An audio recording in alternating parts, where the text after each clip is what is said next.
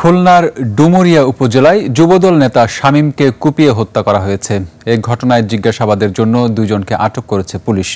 শামীম সাতক্ষীরার তালা উপজেলার ইসলামকাটি ইউনিয়ন যুবদলের যুগ্ম আহ্বায়ক ছিলেন। ডুমুরিয়ার 18 মাইল এলাকায় বসবাস করে কীটনাশকের ব্যবসা করতেন তিনি। খুলনা প্রতিনিধি আশরাফুল ইসলাম নূরের তথ্যচিত্রে ডেস্ক রিপোর্ট। ডুমুরিয়ার 18 মাইল এলাকায় সৈয়দ ঈসা কলেজের পাশে এই বাসায় ভাড়া থাকতেন শামীম। পুলিশ জানায়, শুক্রবার রাতে এই বাসায় ঢুকে ধারালো অস্ত্র দিয়ে কুপিয়ে শামীমকে হত্যা করে দুর্বৃত্তরা।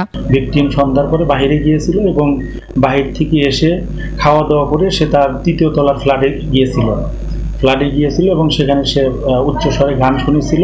এই ঘটনার প্রকৃত রহস্য কি এবং ঘটনার সাথে কারা, তাদেরকে চিহ্নিতপূর্বক গ্রেপ্তারের জন্য আমাদের অভিযান অব্যাহত আছে।